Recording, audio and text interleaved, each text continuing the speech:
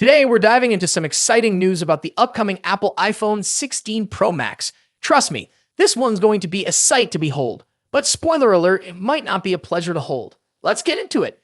So the buzz is that the iPhone 16 Pro Max is going to feature an insanely thin bezel and the largest display ever on an iPhone. We're talking about a 33% reduction in the bezel size compared to its predecessor. That's right, the already slim 1.71mm bezel on the iPhone 15 Pro Max is going to be even thinner. If Apple can pull this off, it's a huge engineering achievement. I mean, thinning the bezels further, especially at the bottom where the display connector sits, without compromising performance or durability, that's impressive. But here's the catch. The iPhone 16 Pro Max will be larger and heavier than the 15 Pro Max. And this is where the dilemma starts. Sure, it looks fantastic, but holding it? Not so much. We've already discussed the issues with the increasing size and weight in our iPhone obesity epidemic video. The larger the phone, the more awkward it can be to use, especially with one hand. And let's not forget the potential for ghost touches due to the super thin bezels. Yikes. Now let's talk about those bezels again. A 33% reduction is quite the flex, Apple. But is it really practical? The iPhone 16 Pro Max's bezel is set to be the thinnest on a non-curved screen phone. And just like the iPhone X notch, Apple might spin this as extra screen space. Remember when Apple introduced the notch with the iPhone X? They argue it was the screen encroaching on the notch, not the other way around. Classic Apple spin.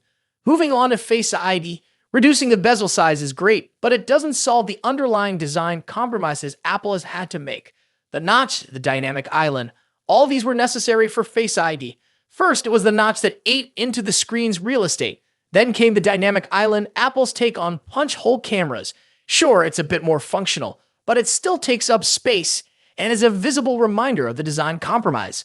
Speaking of the dynamic island, yes, it does offer some cool notification effects and added functionality, but it also sits lower than the notch, taking up a tad more vertical space, especially with third-party apps that aren't optimized. So, while the bezels are getting thinner, the dynamic island is still there, occupying precious screen real estate and reminding us of the design trade-offs. Apple can't backtrack on Face ID now. So, the thinnest bezel record of the iPhone 16 Pro Max might feel a bit hollow until Apple figures out how to hide the dynamic island hardware beneath the screen. Imagine the day when we have a true full-screen iPhone without any interruptions. That would be something. To wrap up, the iPhone 16 Pro Max is shaping up to be an engineering marvel with its ultra-thin bezels and massive display. But with its increased size and weight and a persistent dynamic island, it's a mixed bag. A sight to behold for sure, but maybe not a pleasure to hold. What do you think about the iPhone 16 Pro Max? Are the thinner bezels worth the potential trade-offs? Let me know in the comments below. And as always, if you enjoyed this video, give it a thumbs up, subscribe for more tech updates, and hit that bell icon so you don't miss any future videos. Thanks for watching, and I'll see you in the next one.